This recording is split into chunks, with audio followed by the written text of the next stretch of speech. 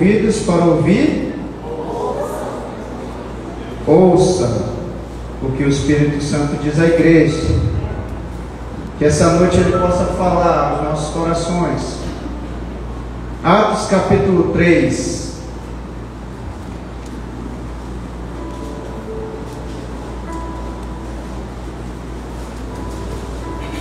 A partir do verso 19.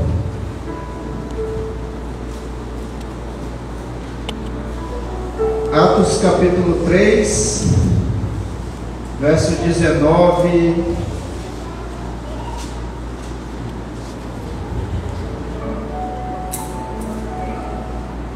Esperar mais um pouco, tem alguém procurando ainda, algumas pessoas.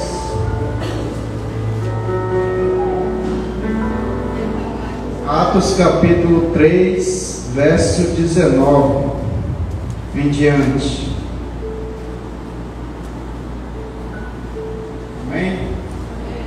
Diz assim a palavra de Deus: arrependei-vos, pois, e convertei-vos para serem cancelados os vossos pecados, a fim de que da presença do Senhor venham tempos de refrigério. Diga comigo: tempos de refrigério. E que envie Ele Cristo, que já vós foi designado Jesus, ao qual é necessário que o céu receba até aos tempos da restauração de todas as coisas. Repita comigo: tempos da restauração de todas as coisas. De que Deus falou por boca dos seus santos profetas desde a antiguidade. Amém? Pode se assentar, queridos. Amados, esse texto aqui, ele é um texto que fala a respeito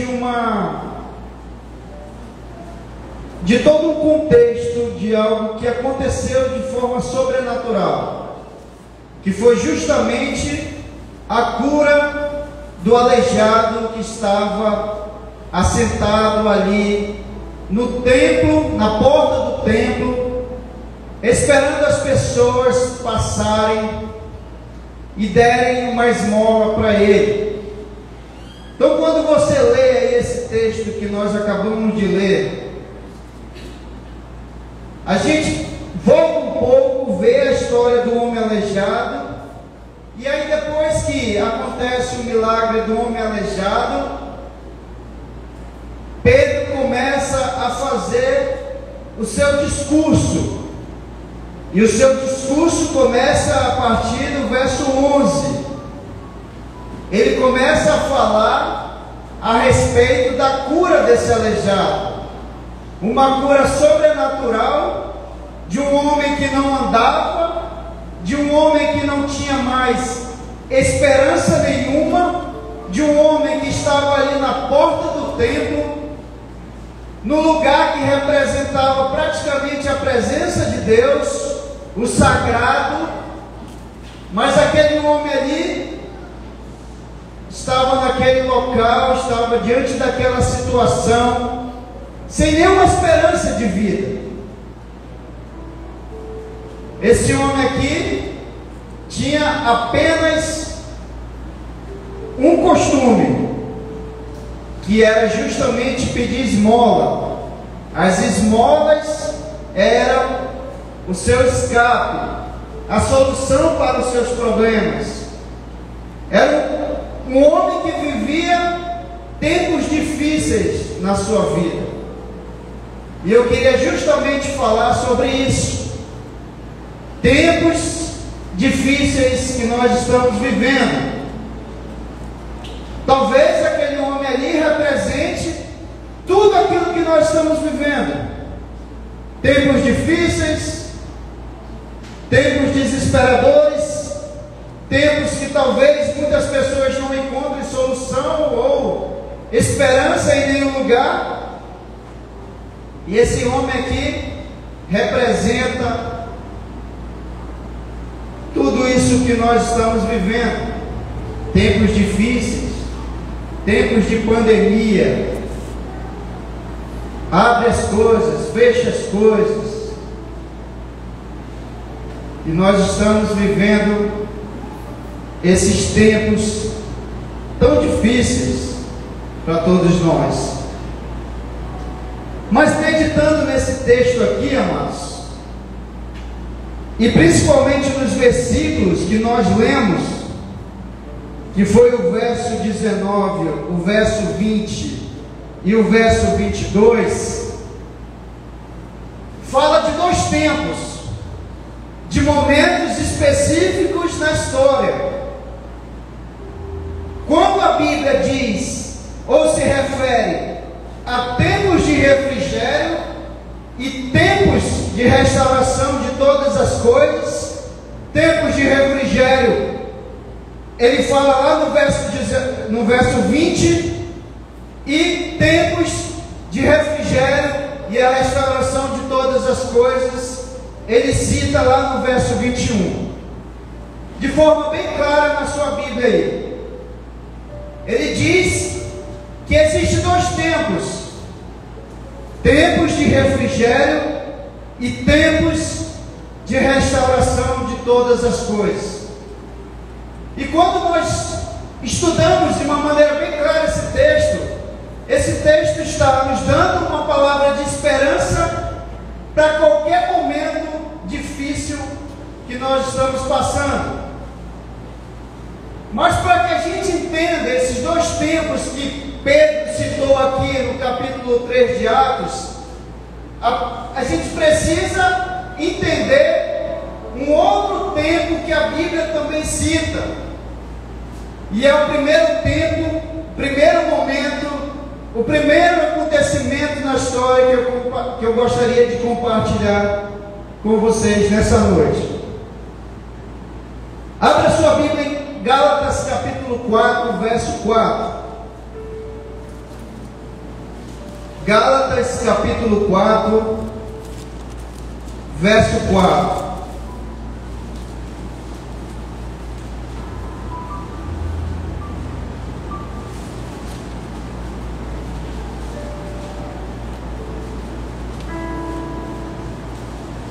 Todos acharam?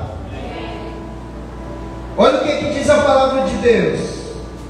Vindo, porém, a plenitude do tempo, repita comigo, a plenitude do tempo, Deus enviou seu filho nascido de mulher, nascido sob a lei, para que a gente entenda, primeiro, o tempo de refrigério. E para a gente entender o tempo da restauração de todas as coisas, a gente precisa primeiramente entender o tempo, a plenitude do tempo. Na verdade, aqueles dois momentos que Pedro cita lá, está ligado justamente a esse versículo aqui que nós acabamos de ler. Por quê? Porque esses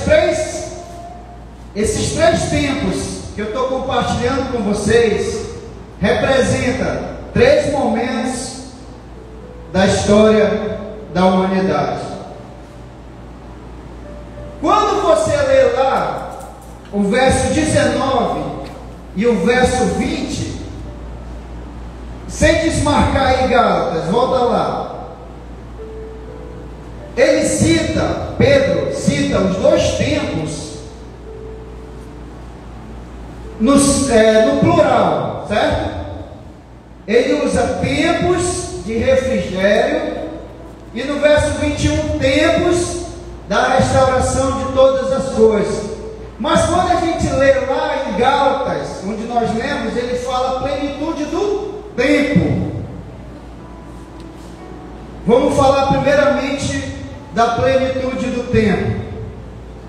A plenitude do tempo nada mais é do que aquilo que nós acabamos de comemorar alguns dias atrás, o nosso Natal.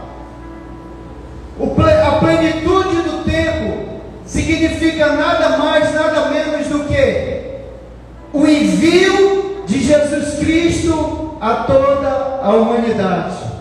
Houve um tempo em que Deus prometeu a restauração de todas as coisas e tempos de refrigério para todos nós, mas que isso não iria acontecer se Deus não mandasse o seu Filho na plenitude do tempo. A primeira coisa que a gente precisa entender aqui é que se Jesus não viesse ao mundo, nada teria acontecido de esperança para todos nós. Porque a partir do momento que Jesus veio ao mundo, Ele nos deu a condição de vivermos todas as situações precárias que existem no mundo. Se não fosse Jesus ter vindo a esse mundo, estaríamos todos perdidos diante dessa pandemia toda que nós estamos vivendo. Quando a Bíblia fala sobre a plenitude do tempo, Ele está dizendo que Jesus, quando veio a esse mundo, Deus nos dá a esperança de vivermos em qualquer circunstância, em qualquer momento. Ele nos prometeu que nós iríamos passar por todas as coisas contrárias à história da humanidade. Sabe por quê que precisou acontecer a plenitude do tempo? Para que Deus resolvesse o problema que aconteceu lá em Gênesis capítulo 3, quando o homem pecou, e aí ficamos sem esperança. Plenitude do tempo representa a vinda de Jesus Cristo a esse mundo. Isso é tão fato que lá no discurso de Pedro, ele fala, leia comigo aí, lá a partir do verso 11, mas eu não vou ler tudo.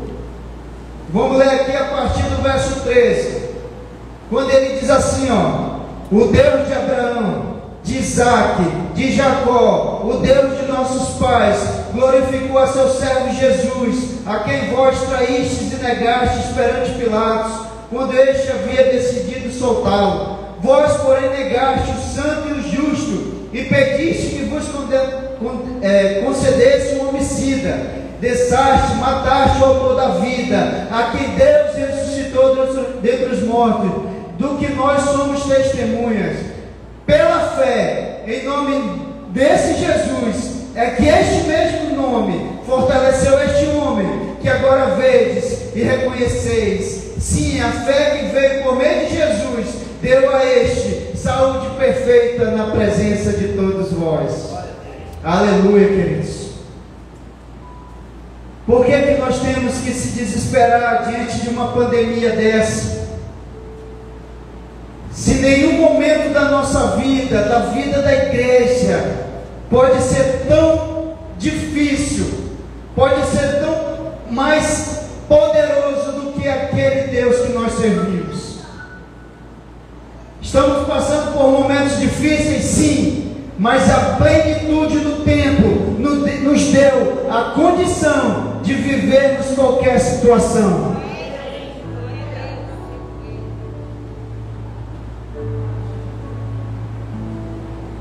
E no segundo tempo, que está lá no verso 20, ele fala justamente isso, a fim de que na presença do Senhor venham tempos de refrigério, e que Ele envie Ele o Cristo, que já vos foi designado Jesus. A plenitude do tempo significa a vinda de Cristo. Tempos de refrigério é todo o momento da história que a igreja vai passar, quer seja momentos difíceis, momentos alegres, momentos fáceis, momentos difíceis. Em qualquer momento da sua vida, Deus derramará refrigério na sua vida. O que Ele está dizendo para nós nessa noite é que em meio a esse momento de pandemia, eu derramarei refrigério na vida de vocês. O que ele está dizendo nessa noite é que em nenhum momento, nesse período da pandemia, eu abandonei a minha igreja, eu abandonei o meu povo, e não importa o que aconteça, pode ser pandemia, pode ser uma guerra nuclear, pode ser a invasão de outras nações, pode jogar uma bomba atômica em nós, não importa, o importante é que esse Deus nunca abandonou o seu povo. Nós não saberemos se passaremos por momentos difíceis depois dessa pandemia, acredito que sim, porque os dias serão mais difíceis ainda, mas uma coisa eu tenho certeza, que não importa o que aconteça, o Senhor está diante da história, o Senhor está no controle de todas as coisas, Ele sabe desde o momento que Adão caiu, até o momento em que todas as coisas aconteceram. Esse é o Deus que nós servimos.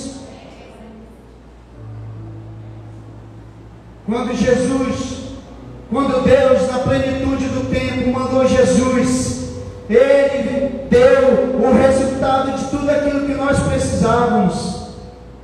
Por isso que Paulo deixa claro: arrependei-vos, pois, e convertei-vos a Deus, para serem cancelados os seus pecados, para que no tempo de Deus venha tempos de refrigério. Sabe por que muitas pessoas sofrem lá fora? Porque ainda não conhecem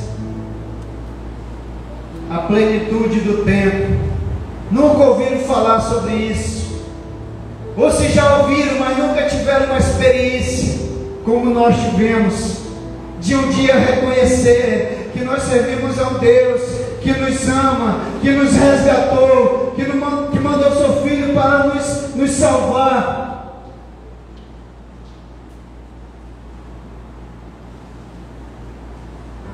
E aí ele fala do último tempo que eu gostaria de compartilhar com vocês, que está lá no verso 21, quando ele diz: ao qual é necessário que o céu receba até aos tempos da restauração de todas as coisas, de que Deus falou por boca dos seus santos profetas desde a antiguidade. Tempos de restauração de todas as coisas significa o terceiro momento, que é a volta de Jesus Cristo. Quando ele fala que é importante que ele suba aos céus e fique lá até que ele um dia restaure todas as coisas. Lembra quando os discípulos estavam reunidos e Jesus subiu aos céus? Quais foram as palavras do anjo? É justamente aquilo que Pedro repetiu aqui. Jesus estava sendo elevado aos céus. Os anjos bateram na costa da igreja e falaram assim: por que estás olhando para o céu? Não temas, esse mesmo Jesus que está subindo aos céus, um dia voltará e restaurará todas as coisas para todo sempre, para toda a eternidade, porque Deus é o Senhor de todas as coisas. Lembra quando os discípulos chegaram para Jesus e falaram assim: Jesus, será esse tempo que o Senhor restaurará todas as coisas? A resposta está aqui, Um dia nós cremos que esse Jesus vai descer do céu e Ele vai restaurar todas as coisas.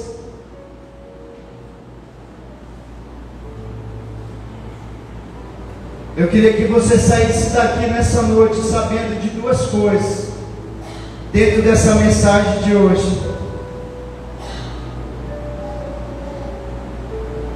que Deus já mandou todo o refrigério que você precisa para passar em qualquer tribulação, qualquer dificuldade, qualquer angústia, qualquer tribulação, qualquer tempestade que você possa faltar, que você possa passar. E ainda mais, Ele te faz uma outra promessa: Ele também te promete que Ele vai te dar, além do refrigério, tempos de restauração de todas as coisas. Aquele tempo que não vai haver mais pandemia, aquele tempo que não vai haver mais doença, aquele tempo que não vai haver mais o império das trevas para nos perturbar. Tempos desse que nós vamos viver eternamente na glória, na presença de Deus para todo sempre, por toda a eternidade. Se você crê nisso, dê um aplauso ao Senhor, glorifique ao Senhor por isso, porque tudo está nas suas mãos, todo poder está sobre as suas mãos, Ele sabe todas as coisas.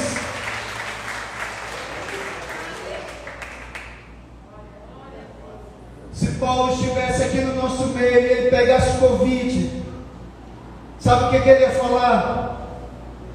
Se eu morrer dessa Covid, eu vou estar no lucro. Porque morrer de Covid para mim é o quê? Porque morrer para mim, como é que ele fala? Porque morrer para mim em Cristo é lucro.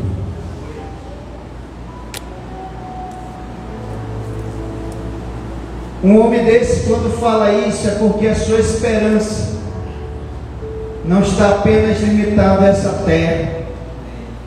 Deus deu refrigério para ele passar por todas as coisas, enfrentar tudo, e saber que lá na frente existe algo reservado para ele.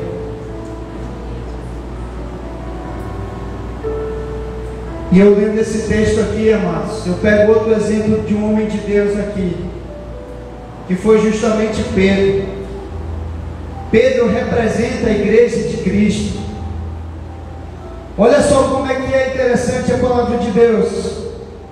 Quando Pedro fez todo aquele prodígio ali, pedindo para que um homem aleijado pudesse levantar, essa história aí você já conhece. Mas olha um detalhe importante que a palavra cita aqui. Leia comigo no verso 4. Não, vamos ler o verso 3 primeiro. Pedro está lá, vê aquele homem aleijado, aquele homem olha para Pedro, e no verso 3 diz assim, vendo ele, Pedro e João, que iam entrar no templo, implorava que lhes desse uma esmola. Verso 4. Pedro, olhando juntamente com João, disse: olha para nós. Olha essa palavra aí, olha para nós. Pedro olhou para aquele homem e disse assim: olha para nós, olha para nós. E a Bíblia diz, que você continua lendo, que aquele homem olhou para Pedro e para João esperando o quê? Receber uma esmola. Aí Pedro diz assim para ele: eu não possuo prata nem ouro, mas o que eu tenho, em nome de Jesus eu te dou. Levanta e anda. Aí quando você vê a segunda parte da história, que está lá no verso 12, lê comigo aí para a gente entender essa parte. Quando Pedro estava discursando, olha só como é interessante isso. À vista disto, Pedro se dirigiu ao povo dizendo: Israelitas, por que vos maravilhais disto? Ou por que fitais os olhos em nós, como se pelo nosso próprio poder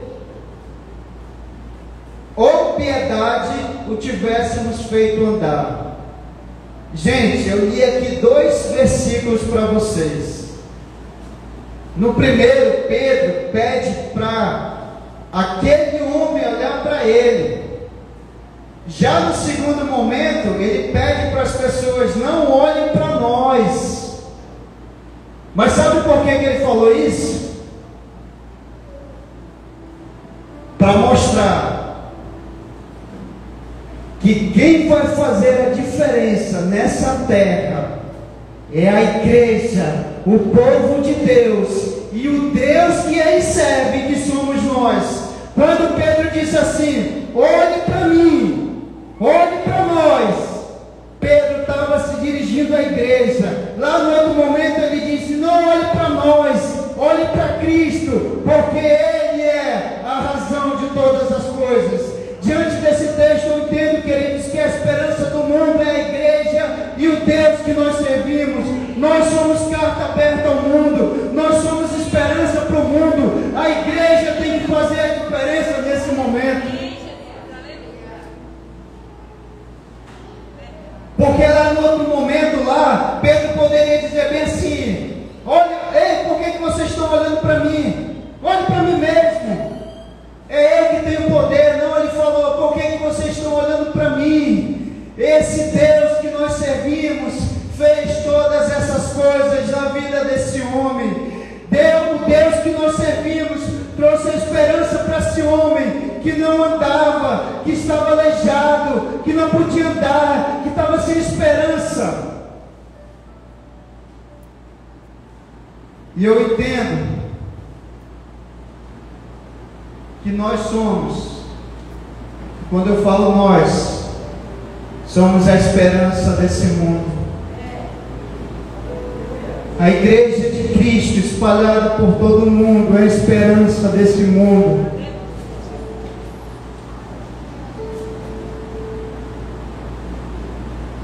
Que possamos ter essa autoridade de poder chegar para alguém e falar assim: olhe para mim, olhe para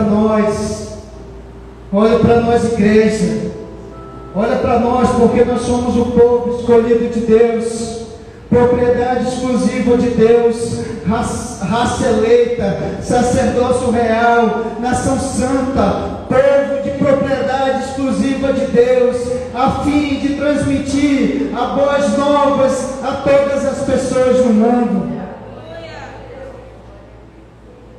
E as virtudes daquele que nos chamou para a sua maravilhosa luz.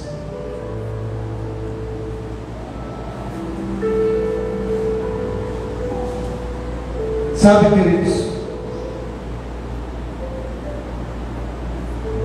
eu vou encerrar essa mensagem dizendo apenas duas coisas, três coisas. Primeiro,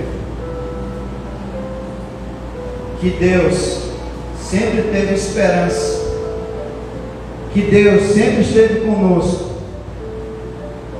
desde a antiguidade, quando Adão e Eva pecou.